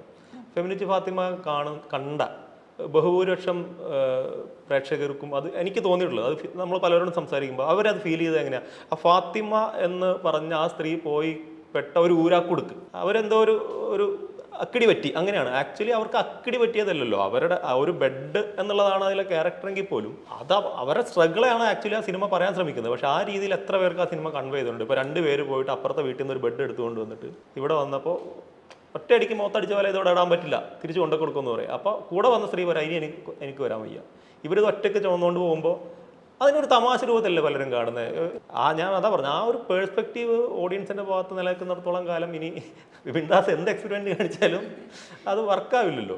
അതെ, പ്രേക്ഷകർ അങ്ങനെയുള്ള സിനിമകൾ വരാനൊരു സ്പേസ് കൂടെ കൊടുക്കണം എന്ന് തോന്നുന്നു. അതേസമയം ഈ ഫിലിം ചെയ്യുന്ന ഇപ്പം ഈ വാഴ ടീമെന്ന് മാത്രമല്ല, ഇനി വരുന്ന സിനിമകളുടെ അണിയറയിലുള്ളവരായാലും അവരും എപ്പോഴും നമ്മൾ കണ്ടു പരിചയിച്ച ഒരു സ്ത്രീ കേന്ദ്രീകൃത സിനിമകളിൽ നിന്ന് അല്ലെങ്കിൽ സ്ത്രീകളുടെ കഥ പറയുന്ന സിനിമകളിൽ നിന്ന് കുറച്ചും കൂടി ഒരു ഡിഫറെൻ്റ് ആയിട്ടുള്ള അപ്രോച്ച് കൊണ്ടുവന്നാൽ കുറച്ചുകൂടെ നല്ലതായിരിക്കും തോന്നുന്നു. സ്ത്രീകളുടെ ജീവിതത്തിൻ്റെ സൗഹൃദത്തിൻ്റെയൊക്കെ ബാക്കി തലങ്ങളും കൂടെ പ്രേക്ഷകർ മുമ്പിൽ അവതരിപ്പിക്കുക, അവർ കുറച്ചും കൂടെ ഡിഫറെൻ്റ് ആയിട്ടുള്ള ഒരു അപ്രോച്ച് എടുത്താൽ നല്ലതായിരിക്കും തോന്നുന്നു. ഈ ചോദിക്കുന്ന ചോദ്യങ്ങളുണ്ടല്ലോ, അതായത് നിങ്ങൾക്ക് പീരീഡ്സിൻ്റെ കാര്യവും മൂഡ് സ്വിങ്സിൻ്റെ കാര്യമൊക്കെ സംസാരിച്ചാൽ മതി എന്നുള്ളത്. അപ്പോൾ എന്തുകൊണ്ട് പീരീഡ്സ് ആവുന്നൊരു സമയത്ത് അതുമായിട്ട് ബന്ധപ്പെട്ടുള്ള കാര്യങ്ങളുണ്ടല്ലോ, അതിൽ നിന്ന് നമുക്ക് കോമഡി ക്രിയേറ്റ് ചെയ്യാൻ പറ്റത്തില്ലേ? അപ്പം അത് ക്രിയേറ്റ് ചെയ്യാൻ പറ്റുന്നില്ല എന്നുണ്ടെങ്കിൽ ഞാൻ വിചാരിക്കുന്നത് അതൊരു അതായത് നമുക്ക് അത് ചെയ്യാനുള്ള കഴിവില്ലായ്മ എന്നാണ് എനിക്ക് പേഴ്സണലി തോന്നിയിട്ടുള്ളത്. ഒന്നുകിൽ ഒരു രീതിയിലുമില്ലാതെ ഒരാളുടെ ഭാര്യ മകൾ എന്നുള്ള രീതിയിൽ അങ്ങ് പോവുക, അല്ലെങ്കിൽ സ്ത്രീപക്ഷ സിനിമകൾ നമ്മൾ വിളിക്കാവുന്ന രീതിയിലുള്ള സിനിമകളിനകത്ത് ഒരേ ടെംപ്ലേറ്റിൽ ആദ്യം സ്ട്രഗിൾ ചെയ്യുന്നു, പിന്നെ ഉയർത്തെഴുന്നേൽക്കുന്നു. ഇതിനും അപ്പുറത്തേക്ക് ചിന്തിക്കാനോ അത് ചിന്തിക്കുന്ന ആളുകളെ ഉൾപ്പെടുത്താനോ ഒക്കെ പറ്റാതിരുന്നത് കൊണ്ടാണ് ഇത് വന്നതെന്നാണ് എനിക്ക് തോന്നുന്നത്. അപ്പോൾ അങ്ങനെ ചെയ്യാൻ പറ്റുന്ന ആളുകളെ എടുക്കുക. നിങ്ങൾ തല പുകഞ്ഞിരുന്ന് ആലോചിക്കുക ഈ പറയുന്ന കാര്യങ്ങളിൽ നിന്ന്. നിങ്ങൾ ഈ പറയുന്ന പ്രസവം ഇതിനകത്ത് എന്തൊക്കെ നിങ്ങൾക്ക് ചെയ്യാൻ പറ്റും എന്നുള്ള കാര്യം നമ്മൾ ആലോചിക്കുകയും കൂടെ വേണമല്ലോ. അതിനകത്ത് എങ്ങനെ കോമഡി സൃഷ്ടിക്കാം, അതിനകത്ത് എൻ്റർടൈൻമെൻറ്റ് എങ്ങനെ സൃഷ്ടിക്കാം എന്നുള്ള കാര്യം കൂടെ ചിന്തിച്ച് ആ ഒരു റെസ്പോൺസിബിലിറ്റിയും ഫിലിം മേക്കേഴ്സും എടുക്കണമെന്ന് തോന്നുന്നു. എനിക്കത് വിപിൻ ദാസൊക്കെ അത് വിപിൻ ദാസ് 101% നെഗറ്റീവായിട്ടുള്ള ഒരു സ്ഥലത്ത് നിന്നാണ് ഇത് ചെയ്യേണ്ടത്. നമ്മുടെ മലയാള സിനിമ ഭീകരമായിട്ട് സ്ത്രീവിരുദ്ധമാണ്, ആ കാര്യം തർക്കമൊന്നുമില്ലോ. നീ ഒരു പെണ്ണാണ്, ഒരു വെറും പെണ്ണ് എന്ന് ഹീറോ ഡയലോഗ് പറയുന്ന സിനിമ മലയാളത്തിൽ ഇറങ്ങിയിട്ടുണ്ട്. അവിടെ നിന്ന് ഒരുപാട് ദൂരോട്ടൊന്നും വന്നിട്ടില്ല. ഇപ്പുറത്ത് ഓഡിയൻ എന്ന് പറയുന്ന ഭാഗത്തോട്ട് നോക്കി അവിടെയും അതിഭീകരമായ സ്ത്രീവിരുദ്ധത ഉണ്ടെന്ന് ഈ പടം അനൗൺസ് ചെയ്തപ്പോൾ വരുന്ന റിയാക്ഷനെ മനസ്സിലാവുന്നുണ്ട്. അപ്പോൾ ഇതിൻ്റെ നടുവിൽ നിന്നുകൊണ്ട് നേരത്തെ ഞാൻ പറഞ്ഞ പോലെ ഫിനാൻഷ്യലി വയബിൾ ആവുന്ന, ലാഭകരമാകുന്ന ഒരു കൊമേഴ്സ്യൽ ക്രിയേറ്റിവിറ്റി ഉണ്ടാക്കുക ചില്ലറ പരിപാടിയല്ല. നെഗറ്റീവ്, ഭയങ്കര നെഗറ്റിവിറ്റി. വാഴ 1 ഗുണം എന്താ വെച്ച് കഴിഞ്ഞാൽ ആർക്കും ഒരു എക്സ്പെക്ടേഷനും ഇല്ലല്ലോ. ഈ പിള്ളേരെ വെച്ച് എന്തോ ചെയ്യുന്നു, പടം വരുന്നു അടിച്ചാൻ കയറുന്നു, വാഴ 1 വന്നു അടിച്ച് കയറുന്നു. അപ്പോൾ 2 ചെയ്യുമ്പോഴുള്ള ഗുണം എന്ന് പറഞ്ഞാൽ ഇതിൻ്റെ ഹൈപ്പുണ്ട്, പിന്നെ ഹാഷിർ ആൻഡ് ടീം അവരുടെ സോഷ്യൽ മീഡിയയിലുള്ള ഒരു ഹൈപ്പുണ്ട്, എല്ലാം ഉണ്ട്. അപ്പോൾ ഏറ്റവും പോസിറ്റീവായിട്ടുള്ള സിറ്റുവേഷൻ. ഇത് പക്ഷേ ഭയങ്കര നെഗറ്റീവ്. പടത്തിന്റെ പേര് പറഞ്ഞപ്പോഴേ അതും മറ്റേ പ്രബുദ്ധ ഇവിടുത്തെ രോമാഞ്ചം വരുന്നതെന്നുള്ളതാണ്. അവിടെ രോമാഞ്ചം കൊണ്ടിട്ട് ഇവിടെ നേരെ വന്ന് കമന്റാണ്. ഇതെങ്ങനെ സ്വീകരിക്കും? അത് നമ്മളൊരു എന്റർടൈൻമെന്റ് ഇതിനകത്തൊക്കെ എന്റർടൈൻമെന്റ് സൃഷ്ടിച്ചെന്ന് വെക്കുകയാണെങ്കിൽ എങ്ങനെ സ്വീകരിക്കുക എന്നുള്ളതൊരു ഭയങ്കര ചലഞ്ചിങ് ആയിട്ടുള്ള പരിപാടിയാണ്. ഞാനും ചോദിച്ചതാണ്, ഈ പറയുന്ന കഥകളല്ലാണ്ട് ഈ പറഞ്ഞ വാഴ 1-ന്റെയും 2-ന്റെയും പോലെ തന്നെ സിമിലർ ആയിട്ട് കഥ ഇറക്കുകയാണെങ്കിൽ ഇവർ കൈയടിക്കോ? അതിലാണല്ലോ നമ്മുടെ ക്വസ്റ്റ്യൻ. കൈയടിക്കാൻ തയ്യാറാണ്, അതുപോലത്തെ കണ്ടന്റ് നിങ്ങൾ കൊണ്ടുവരും, നമ്മൾ കൈയടിക്കാൻ തയ്യാറാണെന്ന് പറഞ്ഞാൽ നമുക്ക് ഈ സംസാരത്തിന്റെ പോലും വിഷയമല്ല. ഇവർ കൈയടിക്കില്ലല്ലോ. പ്രൂവ് ചെയ്ത് കാണിച്ചു കൊടുത്താലും ഈ നെഗറ്റീവ് പറയുന്ന ഒരു പോസിറ്റീവ് പറയുന്നത് എനിക്ക് തോന്നുന്നില്ല. ഇപ്പൊ നമ്മുടെ ബാക്ക് പാക്കർ അരുണിമ എന്ന് പറഞ്ഞൊരു ഒരു വ്ളോഗറുണ്ട്. അവർ ഈ ചെറിയ പ്രായത്തിൽ തന്നെ അവർ പ്രൂവ് ചെയ്തതാണ് എന്നെ കൊണ്ട് ഇത് പറ്റും. ഈ പറയുന്ന ആൺസിംഹങ്ങൾ ആരും കയറി ചെല്ലാൻ മടിക്കുന്ന സ്ഥലത്ത് വരെ കൂളായിട്ട് കയറി, എന്നുവെച്ചാൽ ഒരു മുന്നൊരുക്കവും ഇല്ല, ഒരു ഹിച്ച് ഹൈക്കിംഗ് ആണ് ചെയ്യുന്നത്. അവരുടെ പോസ്റ്റിൻ്റെ അടിയിലൊക്കെ വരുന്ന കമന്റ് കണ്ടാറുണ്ടല്ലോ. അപ്പോൾ പ്രൂവ് ചെയ്ത് കാണിച്ചത് കൊണ്ട് ഇത് മാറും എന്നുള്ള പ്രതീക്ഷയൊന്നുമില്ല. പക്ഷെ പ്രൂവ് ചെയ്ത് കാണിക്കണം എന്നുള്ളതാണ്. പ്രത്യേകിച്ച് സിനിമയിൽ, സിനിമ ഒരു മാസ് മീഡിയയാണ്. അപ്പോൾ അതുകൊണ്ട് ഇത്തരം വിഷയങ്ങൾ സത്യം പറഞ്ഞാൽ വിപിൻ ദാസ് ചെയ്യണം. ഇതേ പാറ്റേണിൽ, ഇതേ കോമഡി ഇതിൽ ആളുകൾക്ക് മനസ്സിലാവുന്ന രീതിയിൽ സ്ത്രീകളുടെ കഥയും പറയാൻ പറ്റും. ഇന്റർവ്യൂവിൽ വിപിൻ ദാസ് പറയുന്നുണ്ട്, വാഴ 1-ലും 2-ലും ഞാൻ ആൾക്കാർക്ക്, അതായത് ഓഡിയൻസിന് കൺവേ ചെയ്യാൻ വേണ്ടി ശ്രമിച്ചത് ഇതിങ്ങനെ സംഭവിച്ചു കഴിഞ്ഞാൽ അടുത്ത നെക്സ്റ്റ് ആഫ്റ്റർ എഫക്റ്റ് ആയിട്ട് ഇതുകൂടി ഉണ്ടാവും, അപ്പം നിങ്ങൾ അതിന് മുമ്പേ തടയണം. അതായത് ഇപ്പോൾ വാഴ 2-ൽ ആ കുട്ടിക്ക് ഇങ്ങനെ സിനിമയ്ക്ക് പോയതിനെ തുടർന്ന് എല്ലാവരും ഇങ്ങനെ കളിയാക്കുമ്പോൾ അതിങ്ങനെ സൂയിസൈഡ് ചെയ്യാൻ വേണ്ടി പോകുമ്പോൾ ഒരച്ഛനോ അല്ലെങ്കിൽ ഒരു രക്ഷിതാവോ ഒരു അധ്യാപകനോ ചേർത്ത് പിടിച്ചാൽ ആ പ്രശ്നം അവിടെ സോൾവ്. ഇനി ഒരു കുട്ടി അങ്ങനെ സംഭവിക്കാൻ പാടില്ല എന്നാൾ പറയുന്നുണ്ട്. അപ്പോൾ അതിന് വേണ്ടിയിട്ടാണ് ആ അച്ഛൻ മുറുകെ പിടിക്കുന്നത് കാണിക്കുന്നത്. അതുപോലൊരു സിനിമ ഇത്രയും നാൾ സംഭവിച്ചിട്ട് സോഷ്യൽ ഇഷ്യൂസുമായിട്ട് ബന്ധപ്പെടുത്തി കാണിക്കുകയാണെങ്കിൽ ഇനി അങ്ങനെ സംഭവിക്കാതെ ഇരിക്കാൻ വേണ്ടിയിട്ട് വാഴ 3 കാണിച്ചാൽ കുറെ കൂടി നല്ലതായിരിക്കും, സക്സസ് ആവുന്ന എൻ്റെ മനസ്സ് പറയുന്നു. അല്ല, എനിക്ക് തോന്നുന്നു ഇത് കൺവേ ചിലപ്പോൾ കൃത്യമായിട്ട് കൺവേ ചെയ്തില്ല എന്നുള്ള കാര്യം വിപിൻ ദാസിന് പറയാം. വാഴ 1-നെ കുറിച്ച് പറയാം. വാഴ 1-ൽ പുള്ളി അവസാനം ഉദ്ദേശിച്ചത് അവിടെ വാഴ കൃഷി നടത്താൻ പാടില്ല, അവിടെ വെള്ളം കയറുന്ന സ്ഥലമാണ്, ആ ബോധം പോലും ഇല്ലാതെയാണ് ഉമ്മാർ അവിടെ വാഴ കൃഷി നടത്തിയത് എന്ന് പറയാനാണ് ഞാൻ ഉദ്ദേശിച്ചത്. പക്ഷേ ആളുകൾ അതെടുത്തത് അങ്ങനെയല്ല എന്ന് വിപിൻ ദാസിന് ഒരു ഇന്റർവ്യൂ പറയുന്നുണ്ട്. അപ്പോൾ ഇതും ചിലപ്പോൾ അങ്ങനെ ഇപ്പോൾ പുള്ളി ഉദ്ദേശിക്കുകയാണ്. എനിക്ക് മൊത്തത്തിൽ വിപിൻ ദാസിന്റെ ഒരു അവസ്ഥ തോന്നുന്നത് മറ്റേ പെട്ടെന്നൊരു ഫസ്റ്റും സെക്കൻഡും കഴിഞ്ഞൊരു സ്ത്രീകളുടെ സാധനം അനൗൺസ് ചെയ്തു പോയി, മറ്റേ കഴിച്ചിട്ട് ഇറക്കാനും വയ്യ, മതിരിച്ചിട്ട് തുപ്പാനും വയ്യാത്തൊരവസ്ഥയിലാണെന്ന് എനിക്ക് തോന്നുന്നു. സെക്കൻഡിൽ പപ്പടത്തിന്റെ ഇഷ്യൂ പറയുന്നുണ്ട്. അത് നമ്മൾ കൊല്ലം ജില്ലയിൽ ഭയങ്കരമായിട്ട് കേട്ട് വരുന്നത് പപ്പടത്തിന്റെ കല്യാണത്തിന്. എന്താണ് അവിടെ നടക്കുന്ന യാഥാർത്ഥ്യം ഒന്നും ആരും മനസ്സിലാക്കുന്നില്ല. അപ്പോൾ ഇങ്ങനത്തെ യാഥാർത്ഥ്യങ്ങളാണ് അവിടെ നടക്കുന്നത്. പുറത്ത് വരുമ്പോഴത്തേക്കും പപ്പടത്തിന് വേണ്ടി അല്ല, വിപിൻ ദാസ് ആയതുകൊണ്ട് വേണമെങ്കിൽ നമുക്കൊരു കാര്യം പ്രതീക്ഷിക്കാം. ഈ പടത്തിൽ തന്നെ മറ്റേ ആ പടക്കം പൊട്ടിക്കുന്ന വീഡിയോ നമ്മളെല്ലാം, ഈവൻ നമ്മളടക്കം ചിരിച്ച വീഡിയോ ആണ് മുമ്പ് കണ്ടപ്പോൾ. ഒരാൾ പടക്കം പൊട്ടിച്ച് ഓടുന്ന വഴിക്ക് വീഴുന്നു. പക്ഷേ അതിൻ്റെ വേറെ പെർസ്പെക്റ്റീവ് വിപിൻ ദാസ് കൃത്യമായിട്ട് ഈ പടത്തിനകത്ത് കാണിച്ചു.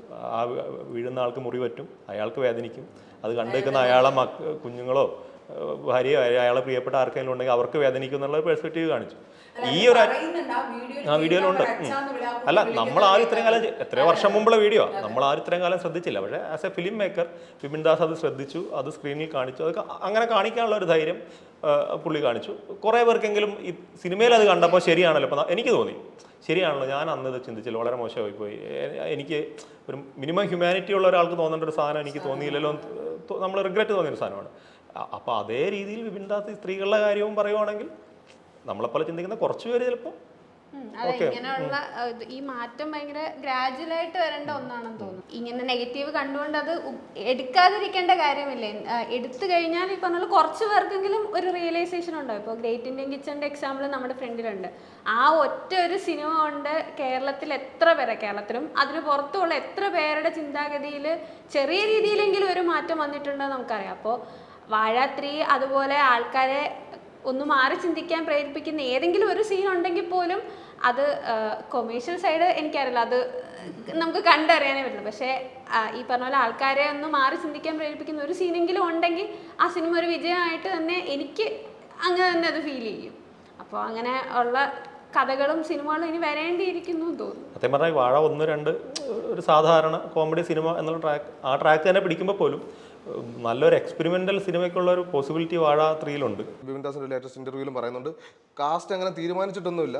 അതായത് ഇൻഫ്ലുവൻസേഴ്സ് ആയിട്ടുള്ള ഒരു ഹാഷർ അതേപോലത്തെ ടീമിനെ തന്നെ എടുക്കണമെന്ന് അങ്ങനെ ഒരു പ്രത്യേക ഇതുവരെ ആലോചിച്ചിട്ടില്ലെന്നാണ് പറയുന്നത്. ഓൾറെഡി പക്ഷേ സോഷ്യൽ മീഡിയയിൽ പലരും പറയുന്നത് നമുക്ക് ഇഷ്ടപ്പെട്ട ആളുകൾ ഇയാളെ വന്നിരുന്നെങ്കിൽ ഇതിന് പകരം ഇങ്ങനെ വന്നിരുന്നൊക്കെ പറയുന്നുണ്ട്. ആലോചിക്കാറുണ്ട്. എനിക്ക് ഭയങ്കര ഇഷ്ടമാണ് വെറും വർഷയുടെ കണ്ടന്റ്. നേരത്തെ പോലെ സ്റ്റെഫി, സണ്ണി, അവരുടെയൊക്കെ. അപ്പോൾ ഈ കമൻറ്റിൻ്റെ താഴെയും അവരവർക്ക് ഇഷ്ടപ്പെട്ട കണ്ടന്റ് ക്രിയേറ്റേഴ്സിനെ ആൾക്കാർ ഗേൾസിനെ ഇങ്ങനെ കമൻറ്റ് ചെയ്യുന്നുണ്ട്.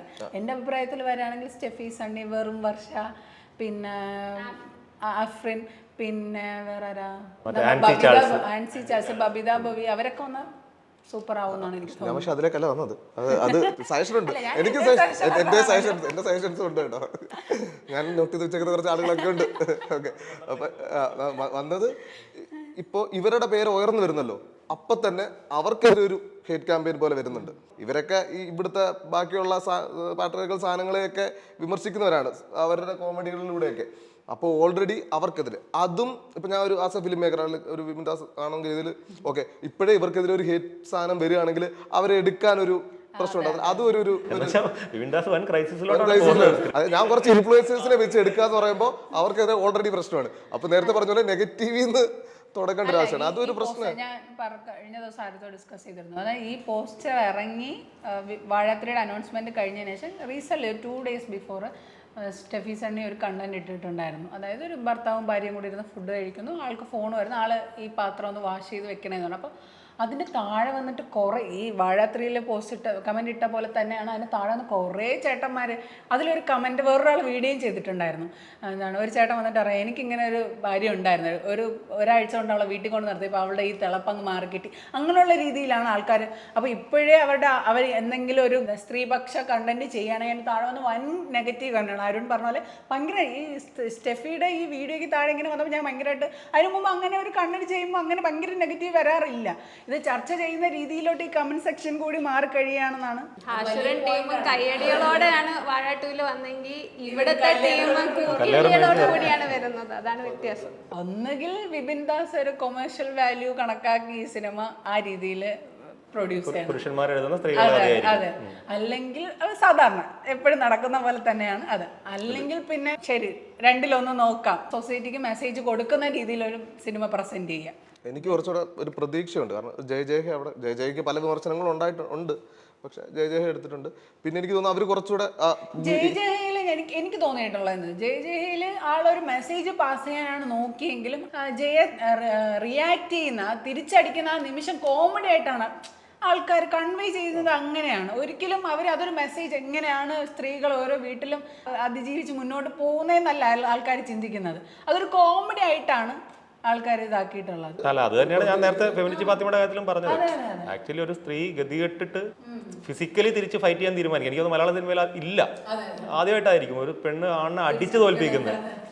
നമ്മൾ ഏതെങ്കിലും അതല്ലാത്ത ചില സിനിമകൾ വല്ല ഗുണ്ടാപ്പടങ്ങളൊക്കെ കാണുമായിരിക്കും എന്നല്ലാതെ. പക്ഷെ കോമഡി ആയിട്ട് എടുക്കുന്നത് വാണി വിശ്വനാഥൊക്കെ അടിക്കുന്ന പോലെ. അല്ലാതെ എന്റെ ഓർമ്മയിലില്ല.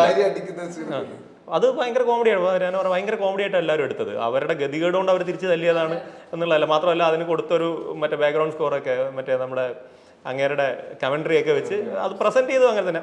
ഓക്കെ, അത് സിനിമാറ്റിക് ആക്കാൻ വേറെ ചെയ്തതായിരിക്കും. ഇത് തന്നെയാണ് ഞാൻ ഫാമിലി ചിപ്പാത്തിയുടെ കാര്യത്തിലും പറഞ്ഞത്. കോമഡി ആയിട്ടാണ് ആളുകൾ എടുക്കുന്നത്. അവർ ഗതികെട്ട് കിടക്കയും കൊണ്ട് പോകുമ്പോൾ ചിരിക്കുകയാണ്. വിവിൻദാസ് ഓൾറെഡി പറഞ്ഞു കഴിഞ്ഞു സ്ത്രീകളായിട്ടുള്ള റൈറ്റേഴ്സിനും ടെക്നീഷ്യൻസിനും ഒക്കെ വരുമെന്ന്. വിവിൻദാസിന്റെ അവർ പറയുന്ന ഒരു ട്രീ കോൺസെപ്റ്റ് ഉണ്ട്. ഒരു മരത്തിൽ നിന്ന് അടുത്ത മരം, അതായത് വിവിൻദാസ് ഒരു പടം ചെയ്യുന്നു, അതിൻ്റെ അസിസ്റ്റന്റ് അടുത്ത പടം ചെയ്യുന്നു, അയാളുടെ ഒരു അസിസ്റ്റന്റ് അടുത്ത പടം ചെയ്യുന്നു. അപ്പോൾ ഈ വരുന്ന ടീമിലേക്ക് അവരൊരു അസിസ്റ്റൻസിന്റെ ടീം ഭയങ്കര രസകരമായിട്ടാണ് പ്രസന്റ് ചെയ്യുന്നത്.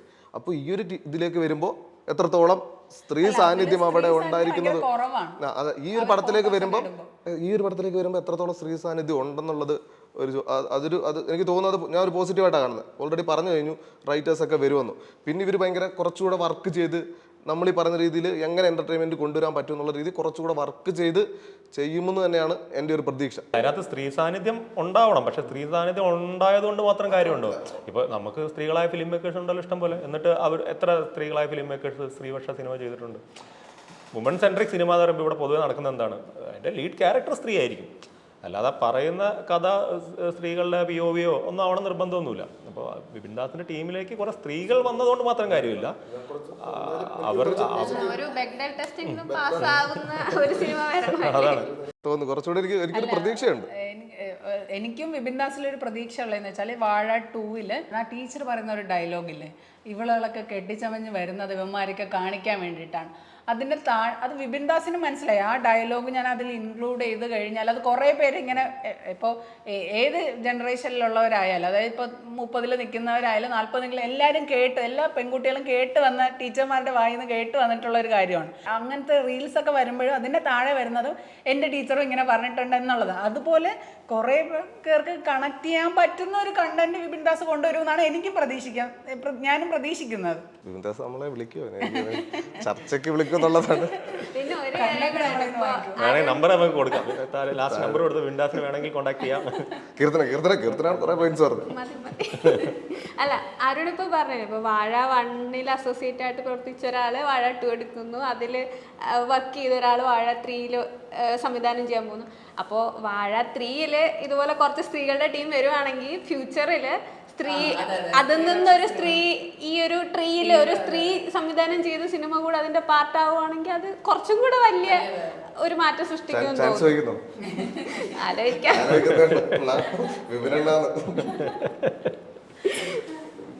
പഴയ ടെംപ്ലേറ്റിൽ തന്നെ പോകുന്ന, അല്ലെങ്കിൽ ഇപ്പോൾ ജയയുടെ ടെംപ്ലേറ്റിൽ തന്നെ പോകുന്ന ഒരു പടം കാണാനുള്ള താല്പര്യം ഒട്ടുമില്ല എനിക്ക്. എന്തൊക്കെയാണ് ഞാൻ ഭയങ്കര ക്യൂരിയസ് ആയിട്ടുള്ളത്, നിങ്ങൾ നേരത്തെ പറഞ്ഞ പോലെ ഭയങ്കര ലൗഡായിട്ടുള്ള കാര്യങ്ങളായിരിക്കും ബോയ്സിൻ്റെ ഫ്രണ്ട്ഷിപ്പിൽ ചിലപ്പം പറയുന്നത്. പക്ഷേ ഇതിൽ കുറച്ചുകൂടെ ഭയങ്കര അത്ര ലൗഡല്ലാത്ത ഭയങ്കര രസകരമായിട്ടുള്ള ഒരുപാട് മൊമെന്റ്സ് ഉണ്ടാവും ഞാൻ പ്രതീക്ഷിക്കുന്നത്. അപ്പം എനിക്കങ്ങനെ പേഴ്സണലി എനിക്ക് അറിയത്തില്ല. അപ്പോൾ അതെങ്ങനെ വരും എന്നെനിക്ക് ഭയങ്കര ഒരു ആകാംക്ഷയുണ്ട്. അപ്പോൾ അത് ഭയങ്കര രസകരമായിട്ട് ചെയ്യുമെന്ന് ഉള്ളൊരു പ്രതീക്ഷയുണ്ട്. അരുണിന്റെ മാത്രം പ്രശ്നമല്ല. ഇപ്പം എനിക്ക് തോന്നുന്നു ഒട്ടുമിക്ക പുരുഷന്മാർക്കും അറിയാൻ സാധ്യതയില്ല ഈ നമ്മുടെ ലൗഡ് ഫ്രണ്ട്ഷിപ്പ് അല്ലെങ്കിൽ നമ്മുടെ ലൗഡായിട്ടുള്ള ഒരു അറ്റ്മോസ്ഫിയർ എന്നുള്ള അപ്പുറത്തേക്ക് യഥാർത്ഥത്തിൽ സ്ത്രീകളുടെ ഒരു ഇതെന്താണ് എന്നുള്ളത്. ഇപ്പോൾ നമ്മൾ അങ്ങനെ ഒരു സ്ത്രീകളുടെ സൗഹൃദം കണ്ട സിനിമ സൂപ്പർ ശരണ്യാണെങ്കിൽ പോലും അവരുടെ ഹോസ്റ്റൽ എന്ന് പറയുന്ന ക്ലോസ്ഡ് കോമ്പൗണ്ടിനകത്തുള്ള സാധനമാണ്. അത് വിസിബിളി സിനിമയെ കാണിക്കുന്നു. അതിനകത്ത് അവർ ഭയങ്കര ലൗഡാണ്. പക്ഷേ പുറത്തോട്ട് ഇറങ്ങി വരുമ്പോൾ അത്രയും ലൗഡാവാൻ അവർക്ക് പറ്റുന്നില്ല. ഈ ഒരു കോൺട്രാഡിക്ഷൻ ആക്ച്വലി സൊസൈറ്റിയിൽ ഉള്ളതാണ്. അപ്പോൾ ആ ഒരു സാധനത്തെ പിടിച്ചുകൊണ്ട് പറയുമ്പോൾ ഇപ്പോൾ നമ്മളെപ്പോലുള്ള കുറേ പേർക്ക് ആ ക്യൂരിയോസിറ്റി സ്വാഭാവികമായിട്ടും ഉണ്ടാവും. എന്താണ് സ്ത്രീകളുടെ ഇവരുടെ വേൾഡ് എന്താണ്? നമ്മൾ ഇവരുടെ കൂടെ ഒരേ ലോകത്ത് ജീവിക്കുകയാണെങ്കിൽ പോലും ഇവിടെ ഈ പാട്രിയാർക്കി ഉണ്ടാക്കി വെച്ചതുകൊണ്ട് ഇവരുടെ ആക്ച്വൽ ഇഷ്യൂസ് അല്ലെങ്കിൽ ഇവരെങ്ങനെയാണ് ഒരു വിഷയത്തെ കൃത്യമായിട്ട് സമീപിക്കുന്നത്, അല്ലെങ്കിൽ നമ്മളെ പെർസ്പെക്റ്റീവിലാണ് അവർ കാണുന്നത് എന്നുള്ളത് ഇപ്പോഴും എൻ്റെ അഭിപ്രായത്തിൽ പുരുഷന്മാർക്ക് പകുതിയിൽ താഴെ അറിയത്തുള്ളൂ. അപ്പോൾ അതെങ്ങനെയാണ് അത് യഥാർത്ഥത്തിൽ ഈ സിനിമയിൽ ആവിഷ്കരിക്കപ്പെടുമോ എന്നുള്ള രീതിയിൽ ഈ സിനിമയുടെ കാര്യത്തിൽ ഞാനും ഭയങ്കര ക്യൂരിയസ്. ഞാൻ ചോദിച്ചോട്ടെ, ഞാനൊരു ക്വസ്റ്റ്യൻ ആയിട്ട് തന്നെ ചേട്ടനോട് നിങ്ങൾ രണ്ടോടത്തും ചോദിക്കാൻ. നിങ്ങൾ പറഞ്ഞല്ലോ എന്താണ് സ്ത്രീകളുടെ സൗഹൃദത്തിനകത്ത് വരുന്നത് നിങ്ങൾക്ക് അറിയില്ല. അപ്പോൾ അവരുടെ സൗഹൃദം കാണിച്ചുകൊണ്ടും അവർ ഈ സിനിമയ്ക്ക് കോളേജ് ആയിട്ട് സിനിമയ്ക്ക് പോകുന്നത് അവർ ലഹരി യൂസ് ചെയ്യുന്നതൊക്കെയാണ് കാണിക്കുന്നതെങ്കിൽ നിങ്ങളതെങ്ങനെ അക്സെപ്റ്റ് ചെയ്യും? ലഹരി മോശമാണ്, ബാക്കി ശ്രീനാഥ് പറയും. ഞാൻ പറഞ്ഞ അങ്ങനെ ലഹരി മൊത്തത്തിൽ മോശമാണ്. പിന്നെ ഇമ്പോർട്ടന്റ് ക്വസ്റ്റ്യൻ ശ്രീനാഥിന് കൊടുത്തതാ. ശ്രീനാഥ് പറഞ്ഞിട്ട് അല്ല, ഞാൻ സിനിമയെ ഒരു ക്രിയേറ്റിവിറ്റി, ഏത് സിനിമയാണെങ്കിലും ക്രിയേറ്റിവിറ്റി ആയിട്ട് കാണുന്ന ആളാണ്. അപ്പോൾ എന്നെ എൻ്റർടൈൻ ചെയ്യുന്ന, അല്ലെങ്കിൽ എനിക്ക് പുതുതായിട്ട് എനിക്കറിയാത്ത, എന്നെ പുതുതായിട്ട് എന്തെങ്കിലും എക്സ്പീരിയൻസ് ചെയ്യിക്കുന്ന ഒരു സിനിമയാണെങ്കിൽ അത് എന്ത് സബ്ജക്റ്റ് ആണെങ്കിലും ഞാൻ എടുക്കും. മാത്രമല്ല, ഞാൻ സിനിമ കാണുന്നത് കുറച്ചും കൂടി ഇൻഡെപ്തിലാണ്.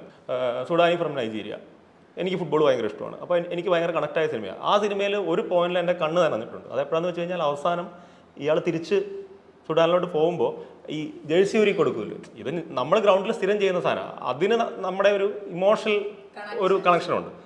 ആ സിനിമയിൽ അതിലും ഇമോഷണൽ ആയിട്ടുള്ള ഒരുപാട് സീനുകളുണ്ട്. ഇവൻ ആ അച്ഛൻ അവസാനം ടാറ്റ കാണിച്ചിറങ്ങി പോകുന്നത്.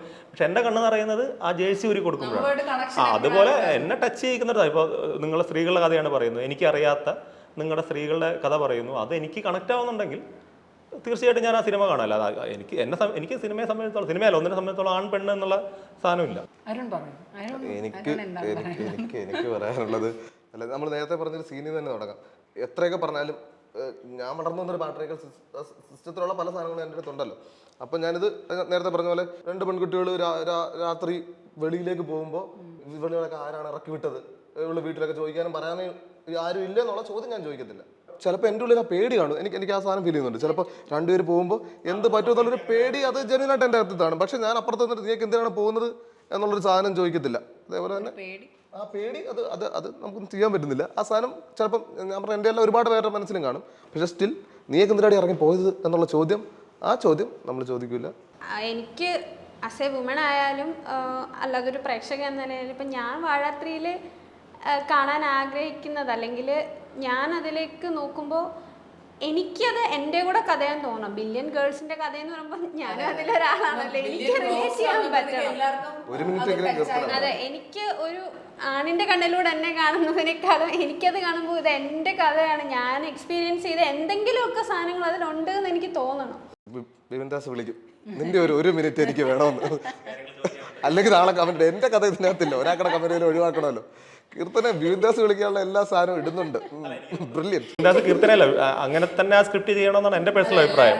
കുറേ പേരെ കേട്ടിട്ട്, വളരെ റാൻഡമായിട്ട് പരിചയമുള്ളവരും അല്ലാത്തവരായ ഒരുപാട് സ്ത്രീകളെ കേട്ടിട്ട് 1-2 വർഷത്തെ ഗ്യാപ്പില്ലേ വാഴ 2 ഇതിനെക്കാട്ടി കൂടുതൽ സമയത്ത് എല്ലാരെയും കേട്ടിട്ട് വാഴ 3 ഇറങ്ങണം. നെക്സ്റ്റ് മൂവി വാഴ 3 അല്ല, പുള്ളി വേറെ പടം ചെയ്തു. പുള്ളി ജയജയുടെ സമയത്തും ആളുകളുടെ അടുത്ത് സംസാരിച്ചിട്ടുണ്ടെന്ന് ഇങ്ങനെ അനുഭവങ്ങളും കാര്യങ്ങളും ഒക്കെ അത് സ്വാഭാവികമായിട്ടും ചെയ്യും. സ്വാഭാവികമായിട്ടും ഇപ്പൊ അതൊന്നല്ല, ഏത് സിനിമ ചെയ്യുമ്പോഴും സ്ക്രിപ്റ്റ് ചെയ്യുമ്പോൾ നമ്മൾ അതുമായിട്ട് ബന്ധപ്പെട്ട് കുറെ റിസർച്ച് ചെയ്യും, ആളുകളെ കേൾക്കും, കുറെ റെഫറൻസ് എടുക്കും. അത് എത്ര കണ്ട് സ്ക്രിപ്റ്റിൽ ഉപയോഗിക്കുന്നു എന്നുള്ളിടത്താണ്, ആ കിട്ടുന്ന റെഫറൻസിനോട്, അവിടെ നിന്ന് കിട്ടുന്ന ഇൻപുട്സിനോട് എത്ര കണ്ട് നീതി വളർത്തുന്നു എന്നുള്ളിടത്താണ് കാര്യം. അപ്പോൾ അത് വിപിൻദാസ് ഈ സിനിമയിൽ ചെയ്യുമ്പോൾ വാഴ 3 വരുമ്പോൾ ഇപ്പോൾ കീർത്തന പറഞ്ഞ പോലെ കീർത്തനയ്ക്ക് കണക്റ്റ് ആവുന്ന, ഇതെൻ്റെ കഥയാണെന്ന് കീർത്തനയ്ക്ക് തോന്നുന്ന ഒരു സ്ക്രിപ്റ്റ് ആക്കാൻ വേണ്ടി കുറേ പേരെ കേട്ട് അത് സ്ക്രിപ്റ്റ് ആക്കുമോ, അതോ ഇത് സ്ക്രിപ്റ്റ് ആക്കിയാൽ ചെറിയ പ്രശ്നമാണ്, കാശുണ്ടാക്കുന്ന പരിപാടി നോക്കാമെന്ന് മാത്രം